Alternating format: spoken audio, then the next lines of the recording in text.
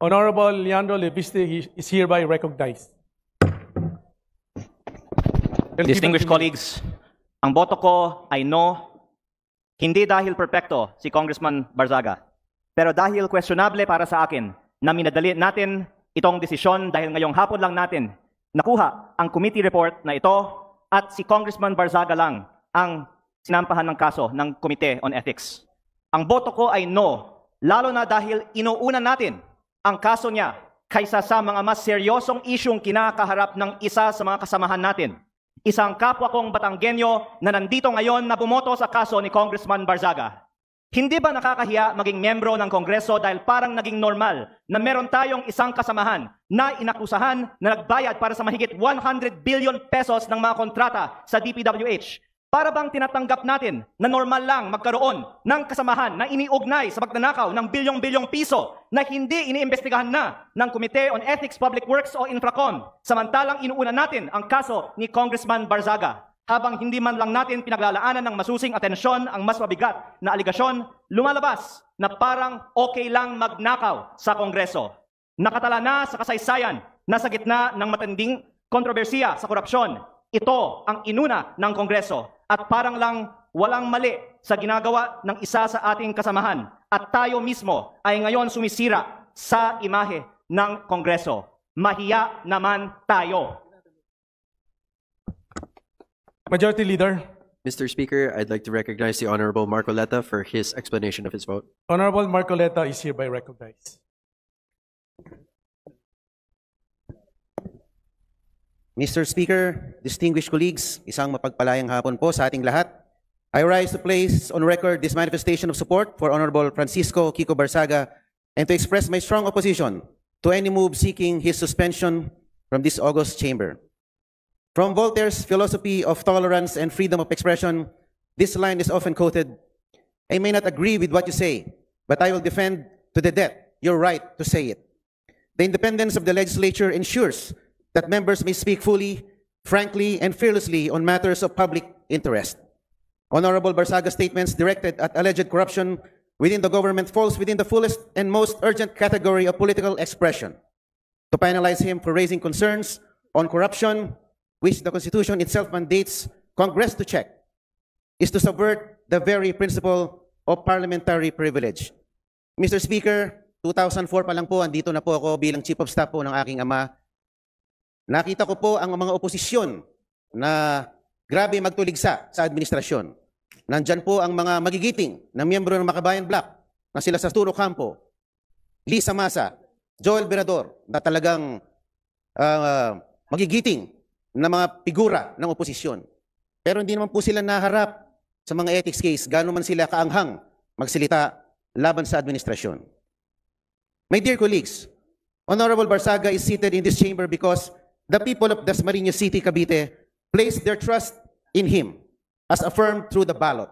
Article 6, Section 6 of the Constitution states that members of this House derive their authority exclusively from the electorate. Ano po ba ang mas mabigat na kasalanan? Ang magmiyaw o ang magnakaw? Ano ba ang mas mabigat na kasalanan?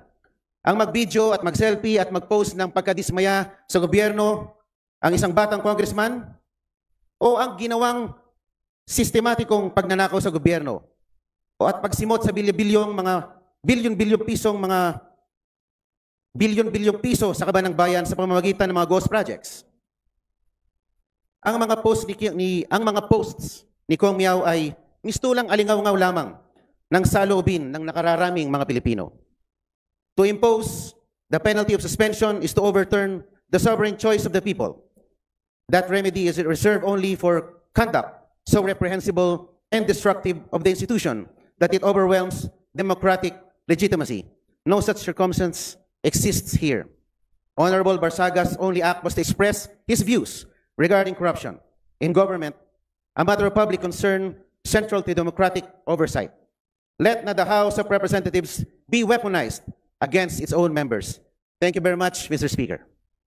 Majority Leader. Mr. Speaker, we'd like to recognize the Honorable Congressman Nazal to give his explanation of his vote. Honorable San Fernando is hereby recognized. Thank you, Mr. Speaker. If we don't believe in freedom of expression for people we despise, we don't believe in it at all. This quote serves as the foundation of this representation's vote. Totoo na maraming nasabi, pinahayag, at ginawa ang kinatawang si Representative Barzaga na hindi akma sa pamantayang inaasahan sa isang halal na opisyal. But this begs us to question what really is unethical behavior. While I agree that us lawmakers are held to a higher degree of ethics and decorum, such should not work as to stifle free speech and debate. Lawmakers must be free to say what we want, especially on issues involving national importance. Representative Barzaga's actions and words may not fit the usual mold of a traditional lawmaker. But who decides if the mold or what mold is correct? I understand these are difficult questions to answer, and I am unsure if there is any. But one thing I am sure of is that plundering the coffers of government through ghost infrastructure projects is what's unethical. The committee resolution sets a dangerous precedent. Ganito ho ba tayo kabalat sibuyas at allergic sa mga naiibang pananaw? Should our subjective judgments of Representative Barzaga's ethics supplant the will of the electorate? Hayaan natin ang mamamayan ng Dasmariñas ang humatol sa mga ginagawa ni Representative Barzaga kung saba ay karapat-dapat na maging kinatawan nila. My dear colleagues, let us not erode whatever little trust that the public has left for this House at a time where allegations of massive corruption has been plaguing our beloved institution. It is callousness to sanction one of its most vocal critics, however eccentric, uncouth, or unpalatable his mode of delivery may be. Hindi po sa pamamagitan ng aksyong ginawa natin kay Representative Barzaga mababawi ang kredibilidad ng ating institusyon. What we need is to bring the public's trust back in this House, and this representation firmly believe that this move will not help us to move in that direction. Yun lang ho, Mr. Speaker, marami hong salamat. Majority Leader. Mr. Speaker, I move to recognize the Honorable Bong Suntay. Honorable Bong Suntay is hereby recognized. Mr. Speaker, distinguished colleagues, ang boto ko ay nakaugat sa malinaw at tahasang proteksyon na ibinigay ng konstitusyon. Proteksyon na hindi natin maaaring baliwalain dahil lamang hindi natin nagustuhan ang pananalita ng isang kasapi. Ang boto ko ay nakaangkla sa pinakamamahal na kalayaan na pundasyon ng ating saligang batas. Nakaukit sa Article 3, Section 4, under freedom of speech, na nagsasaad na no law shall be passed abridging the freedom of speech, of expression, and of the press. Ito ang pundasyon ng lahat ng demokratikong lipunan. Its shield is broad and its protection is deep. It extends even to speech that is sharp, incendiary, or inflammatory. Constitutional protection is not limited to speech that is polite, convenient, or comfortable. This freedom is not ornamental. It is the lifeblood of a democratic discourse. The very air that allows truth to move, compete, and ultimately prevail in the marketplace of ideas. In every Congress, in every era, disagreements, mabigat man o masakit, ay mangyayari. But our duty is not to silence discomfort. Our duty is to allow debate to permit critique and to safeguard the right of each member to speak without fear that dissent itself becomes punishable. Totoo, the circumstances and expressions involved fall short of decorum expected in this House. Hindi natin kinukonsinti ang pamamaraan o pagkasabi. Hindi natin tinatanggal ang bigat ng responsibilidad sa pagpili ng salita. Ngunit, falling short of decorum does not remove constitutional protection. The speech may be harsh. It may offend sensibilities. It may jar our sense of propriety. But as long as it remains within the realm of expression guarded by the Constitution, this chamber cannot treat protected speech as punishable misconduct. Democracy does not mature through silence or suppression. It goes through robust exchange, matinding banggaan ng pananaw o mga malalamang diskurso ng pag-iisip kung saan ang katotohanan ay siyang huling magtatagumpay. I cast a no vote because imposing sanction here creates a chilling effect. Not only on the member involved, but on all who depend on this chamber as a forum for candor, for courage, and confrontation when needed. Hindi ito ang panahon para paliitin ang espasyo ng pagsasalita. Ito ang panahon para palawakin, palakasin, at pangalagaan ito. Freedom of speech is not defended only when it is easy. It must be defended precisely when it is difficult, when the speech is unwelcome, unpopular, or uncomfortable. That is the true test of our commitment to constitutional principles. Thus, with earnest respect for this institution and with fidelity to the Constitution, I vote no. To uphold our most cherished freedom, to preserve the vibrancy of democratic debate, and to affirm the truth. The truth emerges only when ideas are allowed to contend openly and without fear. Maraming salamat po. Majority Leader. Mr. Speaker, I move to recognize the Honorable Robert Nazal for his explanation. Honorable Robert Nazal is hereby recognized. Thank you, Mr. Speaker, my esteemed colleagues. While I acknowledge the profound importance of maintaining and enforcing the ethical standards of this House, my vote of no reflects two deeply held convictions. First, although the respondent's conduct was inappropriate, crass, and unbecoming of a member of Congress, I respectfully submit that the proposed 60-day suspension is grossly disproportionate to the offenses alleged. If he has indeed acted beneath the dignity of his office, then by all means, reprimand him, hold him to account. But discipline must always be commensurate to the transgression, and in this case, I believe this august chamber is responding with excessive severity. A reprimand being the initial and least severe action should have been the proper first recourse, especially where the conduct, while objectionable, does not involve corruption, criminality, abuse of authority, or behavior so grave as to render a member unfit for office. Second, voting no does not mean condoning his acts. It is instead a principled affirmation that fairness and due process are indispensable. The resolution before us does not specify the precise acts for which Representative Barzaga is to be sanctioned. Without such clarity, how can he meaningfully defend himself before the entire House? The most basic tenets of due process require that any member must be informed of the specific statements or posts deemed punishable before the harshest penalty, short of expulsion, is imposed. If this House demands accountability, then we must likewise ensure fairness. Otherwise, we undermine the very integrity we claim to protect. Finally, this vote is also my gentle appeal to this chamber to recenter its energy on the people's mandate.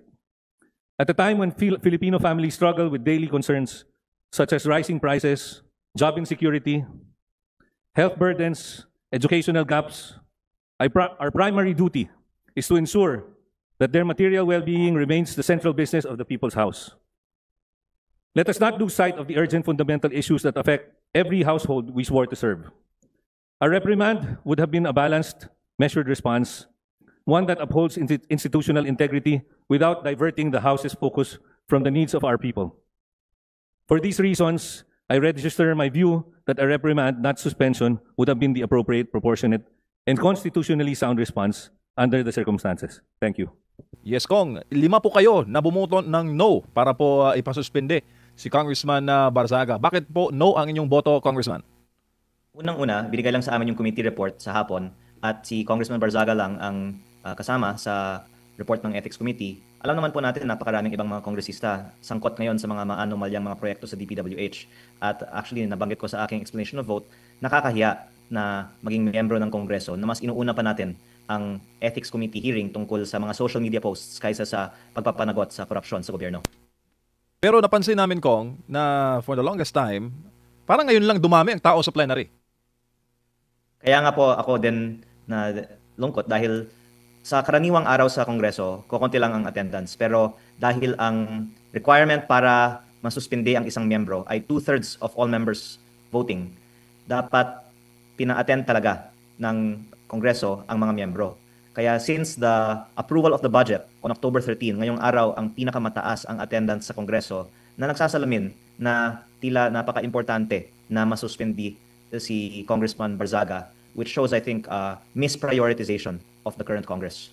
Opo, Kong, kasama po ba si Congressman Barzaga doon sa mga nakikita, naririnig po ninyo na posibleng ipatawag, paimbestigahan, kaugnay po sa issue ng pagnanakaw ng pera ng bayan sa flood control projects?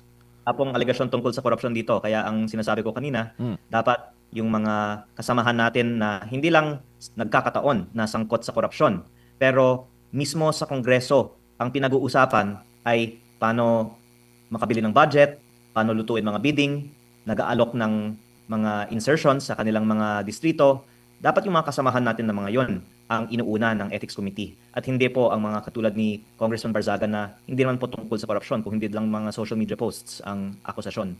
Ang isa sa mga nabanggit ko nga nga ay isang kasamahan ko mula sa Batangas na meron nga tayong mga inilabas na ebidensya na bumili ng pondo sa DPWH pati na rin po sa Kongreso. At andun siya kanina sa floor para bumoto para isuspindi si Congressman Barzaga. Kaya very ironic sa akin na sila pa na may allegations of corruption ang bumoto pa para isuspindi si Congressman Barzaga. Opo. Kong, ano pong masasabi niyo doon sa grounds ng Ethics Committee? Quote-unquote, disorderly behavior daw ang pinapakita ni Congressman Barzaga. Sir. I think it's the first time that something like this was decided by the House. Medyo unprecedented din siya at baka magiging precedent din na pag meron sinasabi ang isang miyembro na hindi sang-ayon sa gusto ng mayorya, pwede na nilang gamitin yan bilang basehan na isuspinde sila. Opo, anong tingin nyo dito, Kong? Ito ba'y magbibigay ng chilling effect para po sa mga kongresista pa na nagbabalak na magpahayag ng kanila pong sariling saloobin kaugnay po sa mga nangyayari ngayon sa pamahalaan? Baka yun po yung intensyon, pero hindi yan po yung mangyayari. Dahil nung ako po ay nasa plenaryo kanina, tinatanong ko ang aking mga kasamahan at lahat po sila actually nahihiya na ang kanilang boto laban sa pagiging kongresista ni Congressman Barzaga ay magiging on the record. At medyo pag-uwi nila sa kanilang mga distrito siguro, mahihirapan din silang ipaliwanag sa kanilang mga constituents bakit ito pa ang inuna ng Kongreso ngayong araw. At ang resulta po nito ay mauubusan na rin ng political capital ang Kongreso para makapagpasa ng iba pang mga mas importanteng bagay. Kaya dahil inuubos ng ating Kongreso ang ating kapital para sa mga hindi naman dapat i-prioritize na mga bagay, mas mawiweaken ang grip, I think, ng Kongreso sa mga miyembro. Kong, nandiyan po kayo ng panahon ni former Speaker Martin Romualdez, ngayon kay Speaker Bogie D. Kamusta ang atmosphere, sir? The same pa rin po ba when it comes to turingan po ng mga kongresista and the working atmosphere po sa buong HREP? Unang-una po, ang karaniwang araw, konti lang po ang mga nag-attend sa plenaryo. Pero ang isa din sa sinabi sa akin ng mga mas veteranong mga miyembro ay ngayon nga ang isa sa mga mas lalong mababang attendance at konti lang ang tinatalakay sa floor. Dahil ang preoccupation ng maraming mga miyembro sa Kongreso ngayon ay huwag sila sanang madawit sa mga flood control investigations. Ang sabi nga po ng Ombudsman ay 10% ng Kongreso ay iniimbestigahan ngayon. At baka ang kinakatakutan ng ibang mga miyembro ay pagkakanta ang 10% na yan, baka almost 100% sa mga members ay in some way ma-implicate sa mga flood control controversies. Kaya ang nakakalungkot dito, anuman ang inyong pananaw sa mga political issues, all of us can agree na hindi nakakatulong sa bansa na meron tayong Congress na hindi nakaka-function. Wala tayong mga major landmark bills siguro na maipapasa sa mga susunod na mga buwan o baka sa buong Kongreso. Dahil ang nasa isip ng maraming mga kongresista ay hindi ang paggagawa ng mga batas, kung hindi sana wag lang silang makasuhan. Nako, baka na naman sa impeachment, mabubuhay na naman ng HREP, Kong. February po yung deadline, yung opening na naman ng timeline para po sa impeachment laban kay VP Sara. Sa tingin ko po, hindi nila kaya yan dahil parang inuubusan nila ang kanilang pakiusap para sa mga hindi ma-understand na mga bagay tulad ng suspension ni Congressman Barzaga. I think that over time, talagang mawiweaken talaga ang grip ng House sa mga miyembro dahil it seems like they're not picking their battles. They're going after issues that are very unpopular with the public. Opo, bago lang upuli si Partner Admar, Kong, hindi naman po tayo nagkakalayo ng edad, pero napansin ko kanina sa 5 bumoto ng no, halos kabataan po ng mga congressman. Ikaw, si Eli San Fernando, si Congressman Paulo Marcoleta, ang 5 po, isa, kabilang sa 5 na bumoto against dito. At ang sangkot, no, ang nasasakdal, kapwa kabataang congressman din, Congressman Barzaga, sir. Tama po yun, pero marami din pong mga kabataan na bumoto para isuspende si Congressman Barzaga. Mm-hmm. So, parang tabla lang, Kong. Well, nakakalungkot po na 5 lang po ang bumoto against the suspension, pero I think when they see the public is angry with the result of the vote, then magdadalawang isip nga ang mga miyembro ng Kongreso sa mga susunod na mga boto pag ipapaboto sa mga miyembro ang isang unpopular na desisyon. Congressman, magandang gabi, si Admar po ito. Sir, ito pong naging mga pahayag ni Congressman Barzaga po, hindi po ba ito kumbaga parang karapatan din niya bilang Pilipino, kalayaan sa pamamahayag at naging balat sibuyas lang yung iba dyan po sa mga kasamahan ninyo sa Kamara po, Congressman? Opo, at yun din ang sinabi ko noon nung tinanong ako tungkol sa aking opinion kay Congressman Barzaga na may kasabihan po si Voltaire na I may not agree with what you say but I will defend to my death your right to say it, na ang free speech ay napaka-importante at baka kaya din importante na isuspend si Congressman Barzaga para magkaroon ng, sinabi niyo kanina, chilling effect sa mga may gusto ng free speech. Pero I think history will prove naman na we are on the right side of advocating for free speech kasi ang mga mamamayan naman ay may critical thinking to determine that it's really ridiculous to suspend someone over social media posts, especially in light of much more serious issues. Opo, at siya din po ay binoto ng taong bayan ng kanyang mga kadistrito. Hindi rin po ba ito parang pagtatanggal sa kanila ng boses din na dyan na napaka lang naman itong issue naman na napag-uusapan with Congressman Kiko Barzaga. Ito din naman yung sentro ng diskusyon ngayon lalo na sa social media ng taong bayan, Congressman. Hindi lang siya sinusuportahan ng Dasmariñas, sinusuportahan siya ng buong bansa. I think masasabi natin na mas popular si Congressman Barzaga kaysa sa Kongreso. Kaya ang isang dahilan na sinasabi ng iba na dapat siyang isuspende ay ironic. Ang sinasabi po nila ay sinisira daw niya ang imahe ng Kongreso. Ang masasabi ko naman po ay ang korupsyon at ang mga aligasyon ng pagnanakaw ang sumisira sa imahe ng Kongreso at pag single out si Congressman Barzaga, lalong sumasama ang imahe ng Kongreso. Opo. Ang tawag din po sa inyo sa Tagalog, mambabatas, sa Bisaya, magbabalaod. Kumbaga, ang priority po ninyo is magpatupad po ng batas. Pero kapansin-pansin doon sa mga video, di ba, mahilig mag-post ng video si Congressman Barzaga during sa budget deliberation. Napuna nga niya na talagang halos bakante. Maraming absent dito po sa mga kongresista pagdating po sa pagpapanukala ng batas. Kagaya po dito, mahalaga po ito, budget. No? Dahil sa kahit na ang dami-daming mga nagbubusisi sa budget, meron pa rin mga nakakalusot po na mga kaya nga na nagkakaroon ng issue po sa corruption. Tapos, ito ba ay napansin nyo rin? First time ba, nabanggit nyo ito kanina na biglang dami yung bilang po ng mga kongresista. Ito ba ay pang ilan na pong ganyang klase ng attendance? Kasi matagal na pong tapos din yung inyong deliberasyon sa budget po, Congressman. Ito po ang pinakamataas na attendance mula sa pag-aproba ng budget noong October 13. So, kumbaga parang kasing bigat pala ng pagpapasa ng budget ang pagpapasuspende dito kay Congressman Leviste. Congressman Barzaga po, Congressman Leviste. Maaaring sabihin yan at maaaring sabihin din na ito din ay sumasalamin na wala nga masyadong ibang tinatalakay na mga batas ngayong nakaraang buwan na ito dahil nga distracted ang mga congressman sa kanilang mga sariling mga legal issues. Napag-uusapan po itong budget po natin, Congressman. Nagkaroon ng pag-question doon po. In fact, umabot pa nga sa Korte Suprema yung pag-question doon sa 2025 budget. Dito po sa 2026, meron po bang mga kapuna-puna dito, Congressman, sa inyo pong panig sa pagbusisi po ng budget? Magandang tanong po yan. Actually, ang basehan ng 2026 budget ay pareho pa rin sa basehan ng mga nakaraang mga budget. At yun po yung formula ng allocable at non-allocable ni dating DPWH Undersecretary Catalina Cabral. Ibig sabihin po, ang bawat congressman ay may alokasyon ng, sabihin na po natin, pork barrel na siya po ang pwedeng pumili ng mga project na minsan nangyayari din na sila din po pili ng mga contractor para sa kickback.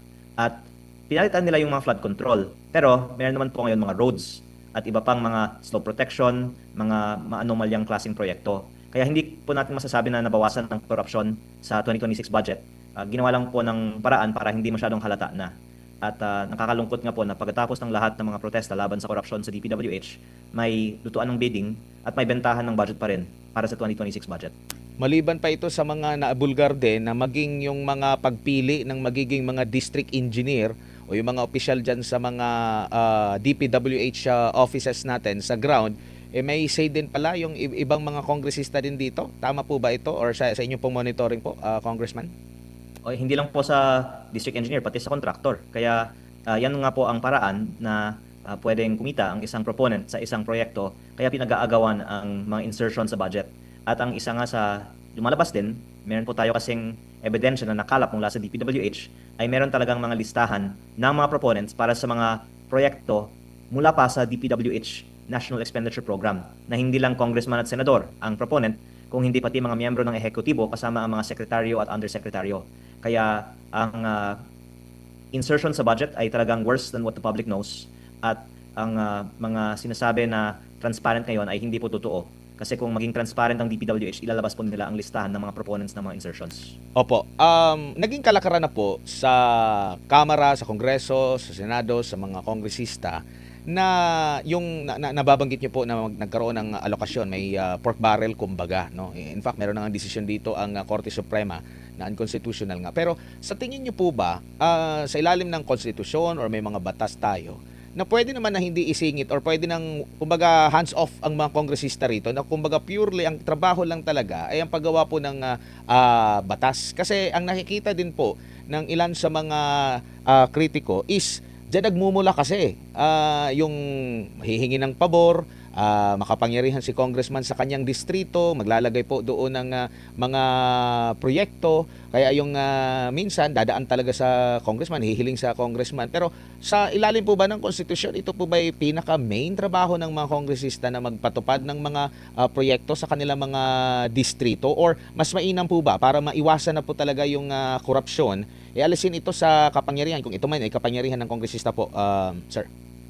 I fully agree na hindi natin maiwasan na makikialam ang mga congressman sa mga projects sa DPWH hanggat sila ang nag-aaproba ng budget ng DPWH. Kasi noon, post-enactment. Ngayon naman, naging BICAM. Pero sa 2026, ang ginawa nila sa National Expenditure Program na nagmumula pa sa DPWH, isinisingit na ang mga proyekto. Para hindi halata, inaabot mo na lang sa DPWH yung listahan at pinapanggap ng DPWH na galing sa kanilang mga planning engineers ang mga proyektong ito. At ang solusyon ay dapat hindi na lang po ang Kongreso ang nag-aaproba ng mga line items sa DPWH budget. Dapat, I think, hindi din perfecto ang local government mag-implement ng project, pero proven na less prone to corruption siya, kasi ang sinasabing pinakamataas na corruption talaga ay nasa DPWH at sa Kongreso kaysa sa mga LGU. Kaya kung gawin na lang natin parehas sa national tax allotment o sa IRA natin ang funding ng mga projects, it will be, I think, a better solution, where currently we have an equation that allocates budget instead of a discretion. Kasi kung tingnan po natin yung allocation ng budget based on equation sa local government code, yan naman po ay nagiging epektibong paraan para mapondohan ng mga LGU sa buong bansa. At kung may discretion naman kasi ang Kongreso, magbigay ng malaking budget sa ilang distrito, mas maliit na budget sa ibang distrito, dyan po nagmumula ang korupsyon. Opo, meron po kaming nakakausap na mga mayor din. Meron silang nakikita na double standard eh. Kasi pag sa kanila, initiated ng lokal na pamahalaan ng isang proyekto, napakaraming pagdadaan ng proseso. Kumbaga, marami pang papipirmahan, maraming mga permits bago pa maisakatuparan yung proyekto. Pero, pag proyekto ni congressman, napakabilis lang daw, congressman. Ito po ba ay meron kayong ganitong klase po ng mga na-monitor din? O, totoo po yan. Mas responsive talaga ang mga LGU sa mga pangangailangan ng kanilang mga bayan, at mas accountable din at mas malapit sa tao. Dahil ang isang munisipyo ay binubuo ng maraming tao, kasama po yung mga elected officials na every 3 years kailangan manalo ng eleksyon. Ang district engineer naman ng DPWH ay hindi hinahalal ng taong bayan. At meron din syempre iba-ibang mga members ng Sangguniang Bayan na mag-deliberate din sa mga proposed projects ng isang LGU. Kaya sa tingin ko, mas maraming check and balance pag LGU mag-implement ng project. Again, it's not a perfect solution, but I think there's actually a consensus among members of Congress na mas makakabuti talaga na LGU na lang ang gumawa ng proyekto. Pero ang sinasabi ng iba sa akin dito sa Kongreso, kaya daw hindi dapat LGU ang gumawa dahil wala naman ng silbi ang magiging congressman, wala na tayong budget, di ba? Kaya I think it's really the self-interest of Congress that is keeping the DPWH as the main implementing agency of infrastructure projects. Opo, huling topic na lang po mula sa akin bago ulit si partner MJ, Congressman. Meron pong mga pagsisiwalat si Congressman na Zaldico, hindi na po dito sa flood control anomaly, no, budget, yung mga kickback, marami siyang mga pinangalanan po, no, ng mga malalaking personalidad, hanggang pati pangalan ng Pangulo, pangalan ng Speaker, at iba pa. Ang Pangulo po, nung inumpisahan niya, or yung kumbaga parang nabanggit niya na dapat na imbestigahan ito, hinimok niya yung mga Pilipino na makiisa, tumulong sa pagsusumbong patungkol po dito sa sinasabing korupsyon.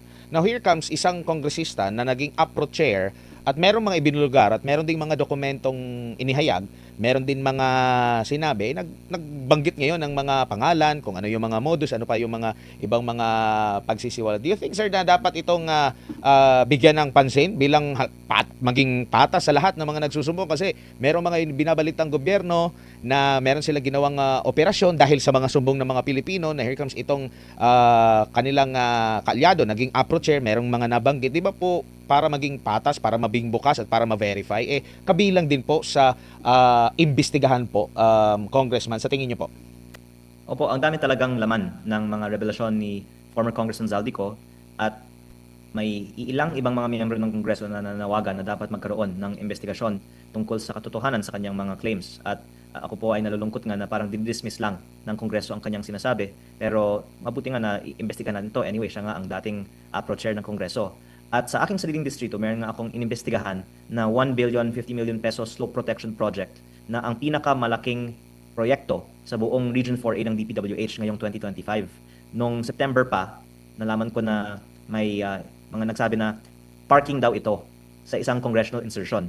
At tinanong ko ang regional director ng DPWH at ang sinabi niya, kung sasabihin niya sino ang proponent nitong proyekto, sasabog ito. Marami daw matadamay. At lumalabas, ito ay isa sa mga projects na nasa listahan ni former Congressman Zaldico. At ang point ko is that the regional directors of DPWH are aware of the insertions and who are the proponents. At kung seryoso tayo para malaman ang katotohanan sa listahan ni former Congressman Zaldico, dapat ipatawag ng Kongreso ang mga regional director at district engineer ng DPWH para malaman natin sino bang kausap nila at kanino nila binigay ang mga kickback para sa mga proyektong ito. Opo, Kong, other topic naman, nag-viral po sa social media yung pong quick selfie ninyo kay Congressman Garjola. Ano bang story doon, Kong? Ngayon lang nga siya umattend sa plenaryo after a few months at I took the opportunity to say hello pero parang paiwas siya. At kami naman po ay seatmates sa Batangas section ng plenaryo pero kahit na magkalapit lang kami ng upuan, hindi din niya ako kinausap. Siya po kasi ay aking naging subject over the past few weeks dahil siya ang pinakamalaking contractor sa Kongreso pa ngayon. Pangalawa lamang kay former Congressman Zaldico, mas malaki pa kay Diskaya. At meron din akong nakalap na ebidensya sa DPWH na noong 2024 pa lang, meron ng listahan ng 22 billion pesos in projects na para sa mga kumpanyang konektado sa kanya sa 2025. Kaya ibig sabihin po, talagang systematic ang bilihan ng project at lutuan ng bidding sa DPWH. At kung seryoso tayo sa anti-corruption campaign, dapat managot ang mga malalaking kontratista na congressman katulad ni Congressman Garjola. At yun din po ang sinabi ko in explaining my vote on why Congress should not be prioritizing things like the suspension of Congressman Kiko Barzaga. Kong, may sumisikat po ngayon na term, contractor. Yan yun, binanggit nyo po kanina, congressman na contractor. What comes to your mind, sir, upon hearing that word, contractor? Actually, si Congressman Garjola nga ang pinakamalaking contractor ngayon. Kaya sana mula ngayon, pag gusto natin ng textbook example nito, tignan natin si Congressman Garjola, mahigit 100 billion pesos kasi ang estimate na mga proyekto na nakuha niya mula sa DPWH at iilan dito ay nangyari dahil sa access niya sa Kongreso. Dahil ang karamihan ay in the last 3 years lang po at ang nabanggit ko nga kanina, mismo sa floor ng Kongreso, ang pinag-uusapan ng iba sa ating mga kasamahan ay ang mga pagbenta ng mga proyekto, mga budget insertions na sila din ang gagawa ng mga proyekto. Kaya hindi lang po coincidence na sila ay congressman at contractor din. Dahil sila ay congressman, mas nagiging matagumpay sila sa pagiging contractor. Kong, other topic naman. Pakikwento naman po, sir, dahil meron akong narinig na balita na nag-intern pala kayo sa Davao City under kay FPRD. How was the experience, sir? Kasi kami ni Admar, taga Davao kami, sir, eh. Opo, very memorable po sa 2013. At even beyond that po, mula 2010 pa lang, madalas na po ako dyan sa KOJC compound sa katabi lang po ng airport ng Davao City. At ever since, saludo po tayo sa disiplina at sa linis ng mga premises ng KOJC at ng buong Davao City. Kong, ano pong mensahe ninyo sa ating mga kababayan na nakatutok po ngayon sa development sa House? Well, I hope that there will be more plurality of perspectives in Congress kasi sa ngayon, parang 5 lang kami na bumoto tutol sa suspension ni Congressman Barzaga. Ang iba ay tahimik lang. Pero sa tingin ko, mas maraming mga magiging mas independent din sa mga susunod na mga buwan pag makita ng ating mga kasamahan na hindi talaga gusto ng taong bayan ang mga nangyayari ngayon. At sana mapaaga natin ito at ito po ay mangyayari sa tulong din ng taong bayan na magkukumbinse sa ating mga miyembro ng Kongreso. Kami ang boses ng masa, hindi natatakot. Katotohanan lang, di kami nalulunod. Walang bahid ng sismis, lahat ay totoo. Kahit sino ka pa, pag mali ka babanatan ka. Walang pinipiling kulay, wala kaming kinikilingan. Basta para sa bayan, kami lalaban. Pagdama palakpakan, pag mali banatan. Di matitinag, di matatakot, para sa bayan tuloy ang sigaw. Sa harap ng kamera, walang halong takot. Mga baluktot, lahat kayo'y tutumba. Ang hustisya at totoo, yun lang ang mahalaga. Kahit sinong harang, di kami matitinag. Walang pinipiling kulay, wala kaming kinikilingan. Basta para sa bayan, kami lalaban. Pag tama palakpakan, pag mali banatan. Di matitinag, di matatakot, para sa bayan tuloy ang sigaw.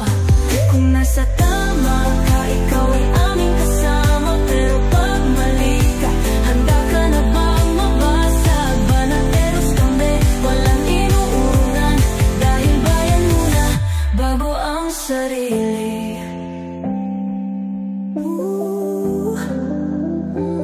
Bago ang sarili.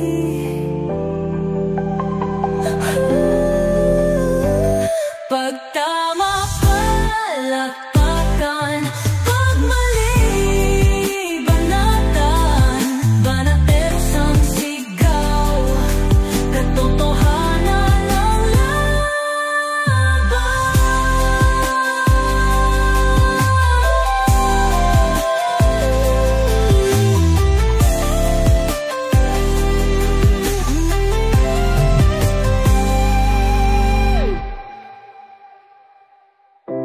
Sa harap